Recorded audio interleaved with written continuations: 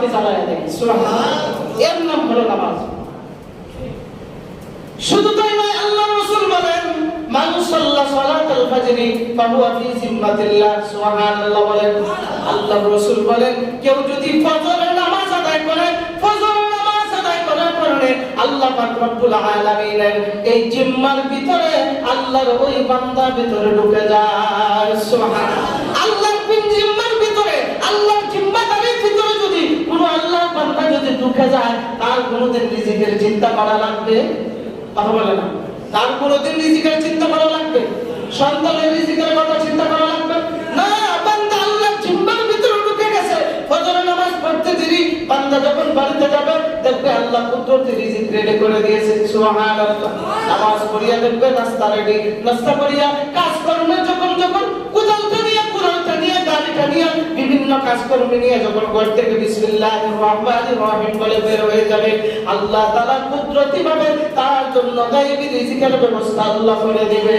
সুবহানাল্লাহ, এই জন্য নামাজ এমন দৌলত, নামাজ এমন দৌলত, নামাজ মানুষের জীবনকে পরিবর্তন করে দেয়। তাহলে আমরা কি বুঝলাম? যদি কোনো মানুষ ফজরের নামাজ যদি কেউ জামাতে শহীদ করে, কার জিম্মার ভিতরে ঢুকে? আল্লাহর জিম্মার ভিতরে ঢুকে যায়। যে ব্যক্তি ফজরের নামাজ পড়লো না, ওই ব্যক্তি আল্লাহর জিম্মার ভিতরে ঢুকলো না, ওই ব্যক্তি শয়তানের জিম্মার ভিতরে ঢুকলো। বলেন নাউযুবিল্লাহ। মুমিন বান্দা যদি ফজরের নামাজ পড়ে, কার জিম্মায় ঢুকে? আর যদি নামাজ না পড়ে, কার জিম্মায় ঢুকে? শয়তানের জিম্মা। আমরা কি শয়তানের জিম্মা ঢুকতে চাই না আল্লাহর জিম্মা? ফজরের নামাজ পড়িরা না চাইরা? হ্যাঁ, বুঝেননি সবাই? কেউ যদি ফজরের নামাজ পড়ে, কার জিম্মায় ঢুকে? রিজিকের চিন্তা কে করে? রিজিকের ব্যবস্থা কে করে দেয়? এই রিজিকের ব্যবস্থা কে করে দেয়? এখন কি আমরা আল্লাহর জিম্মায় ঢুকতে চাই কি চাই না? ফজরের নামাজ কি ঘুমায়া না পড়িরা? মসজিদে না বাড়িতে? ওদের বাড়িতে না, ওই যে বাড়িতে বৈরব্বাস। মসজিদে, মসজিদ যদি আপনার কাছাকাছি থাকে, মসজিদে অবশ্যই পড়বেন। আরে আল্লাহ রাসূলের জামানায় মানুষ 1 মাইল হাইটে গিয়ে নামাজ পড়ছে। সুবহানাল্লাহ বলেন। এত ঘন ঘন মসজিদ আছে, এখন তো একটা মাইল লেগে একটা মসজিদ বানাই না। কি সহজ মসজিদ বানানো। মসজিদ বানাই না তুলছে, কিন্তু মুসল্লি নেই। এই মসজিদটা কিয়ামতের ময়দানে আপনার বিরুদ্ধে আল্লাহর দরবারে নালিশ করবে। নাউযুবিল্লাহ বলেন। মামলা দায়ের করবে। এত টাকা মসজিদে দিয়েছে, প্রত্যেকদিন মসজিদে দান করেছে, সব সময় দান করেছে, মসজিদে এটা লাগবে দান করেছে, কিন্তু মসজিদের মধ্যে গিয়ে সিজদা দেয় না। ও আল্লাহ, কেন সিজদা দেয় না তাকে জিজ্ঞাসা করো। জিজ্ঞাসা না করার পর্যন্ত এই মাটির মধ্যে এক পাও সামনে অগ্রসর হতে পারবে না। বলেন নাউযুবিল্লাহ। এইজন্য আমরা কি আল্লাহর জিম্মায় ঢুকতে চাইনি? কথা বলে না। আরে ফজর নামাজ পড়তে ইচ্ছা হয় না? ইচ্ছা হয় না? কেমন ইচ্ছা হবে? এতদিন তো পড়ছেন না, এখন আসর তো সব চলে গেছে। তো আপনার রোজার কি দাম ধরো? এই যে একটা মাস রোজা রাখলে রোজার দামটা কি রইল? এখন যদি ফজরের নামাজটা না পড়েন, তা তো আপনি এই যে একটা মাস যাবত এত কষ্ট করলেন, এটা তো রিয়া হয়ে গেল, লোক দেখানো হয়ে গেল যে আমি যদি রোজা না রাখি মানুষ আমাকে শরম দিবে, আমি যদি রোজা না করি মানুষ আমাকে লজ্জা দিবে। এই আপনার একটা মাসের কষ্ট কোথায় থাকলো? আমাকে জিজ্ঞাসা, আমাকে বলেন। একটা মাস তো কষ্ট করলেন, একটা মাস কষ্ট করে এখন তো নামাজ বাদ দিয়ে দিলেন, আপনার একটা মাসের এই গুরুত্ব কোথায় রইল? কোথায় রইল?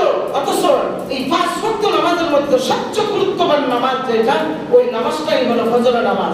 আল্লাহ তাআলা বলেন এই ফজরের নামাজটা যে বেশি আঁকড়ে ধরবে তার জিন্দেগিতে আল্লাহ পরিবর্তন করে দিবে। সুবহানাল্লাহ। কারণ নামাজ এমন একটা দৌলত, ইন্নাস সালাতা তানহা আনিল ফাহশাই ওয়াল মুনকার। যে বান্দা নামাজের মাধ্যমে তার জিন্দেগিটাকে সাজায় দেয়, ওই নামাজই ওই গুনাহগার ব্যক্তিকে গুনার কাছ থেকে বিরত রাখে। সুবহানাল্লাহ। নামাজ এমন একটা দৌলত, গুনার কাজ মিটায় দেয়। যে বান্দা নামাজ পড়ে, ওই বান্দা গুনাহ করতে গিয়া 3 বার চিন্তা করবে, এখন না আমি যোহরের নামাজ পড়ে আসলাম, নামাজ পড়ে এসে এখন আমি আবার গুনাহে কেমন লেগে যাই, এখন না আমি ফজরের নামাজ পড়ে আসলাম, এখন আমার গুনাহ করতে আমি কিভাবে লেগে যাই। এই যে বান্দার ভিতরে একটা ভয় ঢুকে, ওই ভয়ের মাধ্যমে তার জিন্দেগিটা আল্লাহ পরিবর্তন করে দেয়। সুবহানাল্লাহ। এই জন্য বান্দা যদি নামাজ পড়ে, নামাজের মাধ্যমে আমার আল্লাহর সঙ্গে ভালোবাসা হয়। কার সঙ্গে ভালোবাসা হয়? আরো জোরে বলে। দুনিয়াতে কোনো মানুষ যখন কেউ প্রীতি করে, অবৈধ ভালোবাসা আছে না নাই? আর আসতে বলে কে?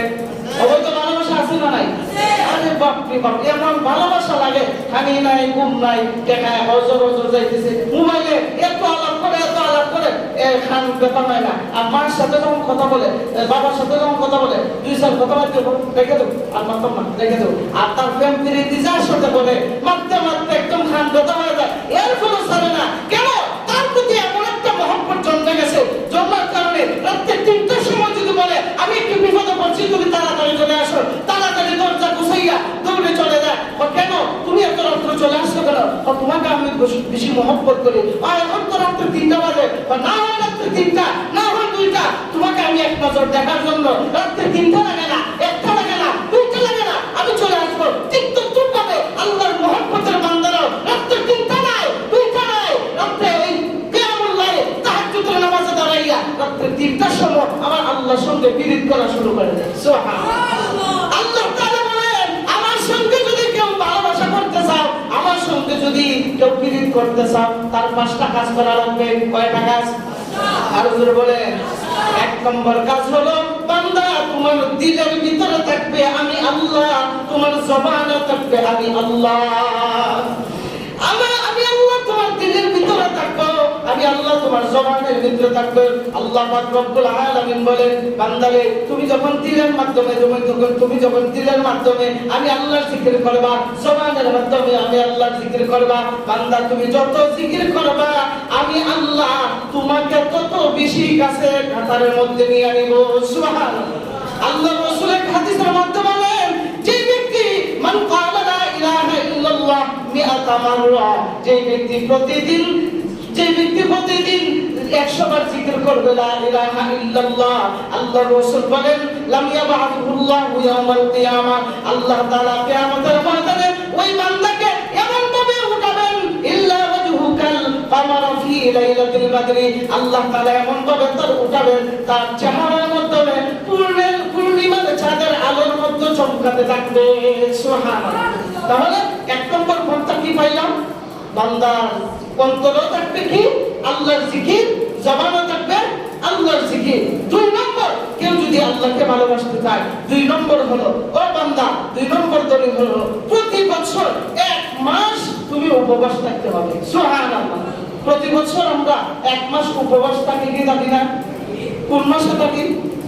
রমজান মাসে। তাহলে একটা গুণ আমরা পেয়ে গেলাম, 2টা গুণ কি? একটা কি? সব সময় জিকির করা লাগবে, জিকির করার মাধ্যমে আল্লাহর সঙ্গে ভালোবাসা হয়। 2 নম্বর, জিকির আবার 2 প্রকার, নামাজের মাধ্যমে জিকির করা হয়, আবার জবানের মাধ্যমে জিকির করা হয়। অন্তরের মধ্যে যেটা আল্লাহর দরবারে সালাতের মাধ্যমে, নামাজের মাধ্যমে, বিভিন্ন ইবাদতের মাধ্যমে, আর জবানে জিকিরের মাধ্যমে, কোরআন তেলাওয়াতের মাধ্যমে আল্লাহর জিকির করা হয়। 2 নম্বর হলো, প্রতি বছর 1 মাস রোজা রাখবো। প্রতি বছর 1 মাস রোজা আমরা রাখি কি রাখি না? আর অনেকে তো আমরা 1 বছর রোজার সওয়াব পাওয়া যায়, ওই যে শাওয়ালের 6 রোজা রাখি আল্লাহ তাআলা 1 বছরের সওয়াব আল্লাহ আমলনামায় দিয়ে দেন। সুবহানাল্লাহ। তাহলে আমরা ডাবল লিখে পেয়ে গেলাম। 3 নম্বর পেয়ে গেলাম। 3 নম্বর,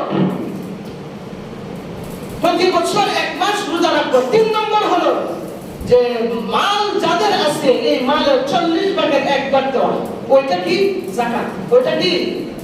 এই যাকাত যখন বান্দা দেয়, দিলে কার সঙ্গে ভালোবাসা হয়? আর কথা বলে না, কার সঙ্গে ভালোবাসা হয়? আল্লাহর সঙ্গে একটু ভালোবাসা করেন না?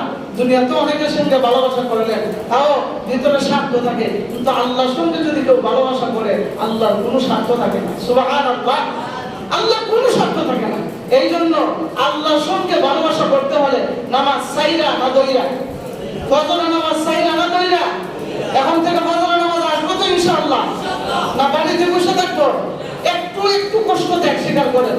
যদি আপনার নামাজ পড়তে ভালো না লাগে, তো আমি বলি অন্তত পক্ষে ফজরের নামাজটা আপনি পড়েন। ফজরের নামাজটা 1 রাকাত 40 দিন পড়ে দেখেন, দেখবেন বাকি নামাজের মহব্বত আল্লাহ এমনি আপনার ভিতরে ঢুকায় দিবে। সুবহানাল্লাহ। বাকি নামাজের মহব্বত এমনি ঢুকায় দিবে। দেখবেন কোনো বাচ্চাদেরকে এই তার মা যখন খাবার খাওয়ায়, না খাবো না, বাবা একটা না খাও, একটা লুকমা খাও, দেখা যায় 1 লুকমা খাওয়াইতে 2 লুকমা খাওয়াইতে, ওই যে 1 লুকমার অভ্যাস, এই লুকমাটা মজা হয়েছে, আরেকটা লুকমা খাও।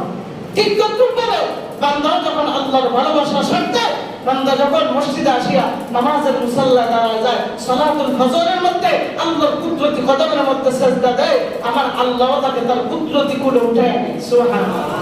এই জন্য ফজরের নামাজ কেউ বাধা দিয়েন না। ফজরের নামাজ এমন এক নামাজ, যে নামাজ পড়লে আল্লাহ তাআলা তার জিহ্বার ভিতরে ঢুকায় দেয়।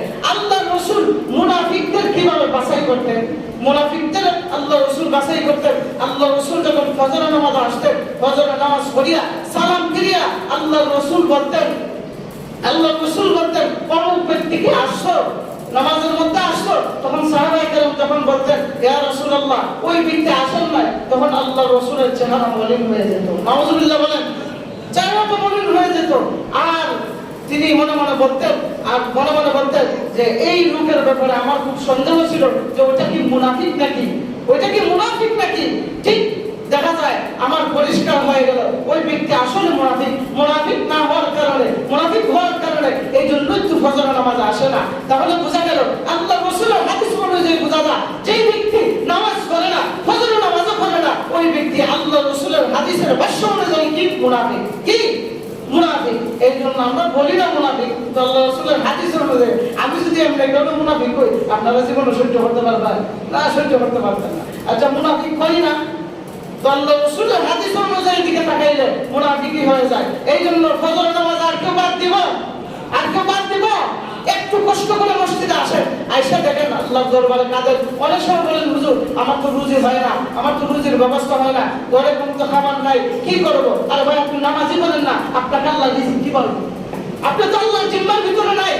আল্লাহ রাসূল বলেন যে ব্যক্তি ফজরের নামাজ পড়লো, ফজরের নামাজ পড়িয়া আল্লাহর দরবারে আসলো, আল্লাহ তাআলা স্বয়ং তাকে তার জিম্মার ভিতরে ঢুকায় দেয়। মান সাল্লা সালাতুল ফজর ফাহুয়া ফি জিম্মাতিল্লাহ, যে ব্যক্তি সালাতুল ফজর অর্থাৎ ফজরের নামাজ আদায় করে ওই ব্যক্তি আল্লাহর জিম্মার ভিতরে ঢুকে যায়। তো যে ব্যক্তি আল্লাহর জিম্মার ভিতরে ঢুকে যায় ওই ব্যক্তির আর কোনো কিছু বাকি থাকে? ওই ব্যক্তির পেট আল্লাহর জিম্মার ভিতরে, রুজি আল্লাহর জিম্মার ভিতরে, জান্নাত আল্লাহর জিম্মার ভিতরে, তার ছেলে সন্তান দুনিয়াতে সুখ পাইতে গিয়া আখিরাতে সুখ অর্জন করতে গিয়া যা কিছু আছে আল্লাহ সব তার জিম্মার ভিতরে নিয়ে নেয়। সুবহানাল্লাহ। তার জিম্মার ভিতরে রাখিয়া বান্দাকে ইবাদতের সুযোগ করে দেয়। আপনি আল্লাহর জিম্মার ভিতরে থাকবেন না, তো আল্লাহ আপনাকে কিভাবে দিবে রিজিক? কিভাবে আপনাকে দিবে রিজিকের বরকতে? এরপরও তো আল্লাহ আপনাকে না খায় রাখতেছে না। ওরা মানুষ এইটার প্রাইসটা তুই আল্লাহর দরবারে দিতে পারবে না। যে আমি তো পাঁচ ওয়াক্ত নামাজের মধ্যে এক ওয়াক্ত নামাজও পড়লাম না, ফজরের নামাজও পড়লাম না, যোহরের নামাজও পড়লাম না, এরপরও তো আল্লাহ আমার বাঁচায় রাখছে, খাওয়াইতেছে, সবকিছু করতেছে। দুনিয়ার মধ্যে এক ওয়াক্ত নামাজ, এক ওয়াক্ত যদি একটা ঘন্টা যদি কোনো মানুষ কাজে বিরতি দেয়, তখন তার মালিক এসে তাকে ধমক দেয়, কেন বিরতি দিলা? কৈফিয়ত দাও। আর ওই জায়গার মধ্যে পাঁচটা ডিউটির মধ্যে আমরা একটা ডিউটিও পালন করি না, ওই জায়গার মধ্যে আল্লাহর কাছে কি জবাব দিবেন? আপনি কি জবাব দিবেন?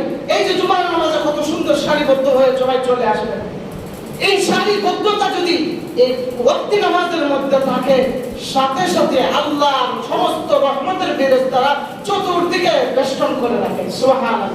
কেন? একটা বান্দা যখন মসজিদে ঢুকে সে একদম নিষ্পাপ হয়ে ঢুকে। সুবহানাল্লাহ। অর্থাৎ বান্দা যখন মসজিদের ভিতরে ঢুকে ফেরেশতারা তার সমস্ত যত গুনাহ আছে সমস্ত গুনাহগুলো খাড়িয়া রাইকা বাইরে রাইকা দেয়। সুবহানাল্লাহ। ওইখান থেকে বান্দা যখন তওবা করে বের হয়, আল্লাহ তাআলা ওই তওবা কবুল করিয়া আর গুনাহগুলো দেয় না, গুনাহগুলো নেকি দ্বারা পরিবর্তন করিয়া তার গায়ে ঝুলায় দেয়। সুবহানাল্লাহ।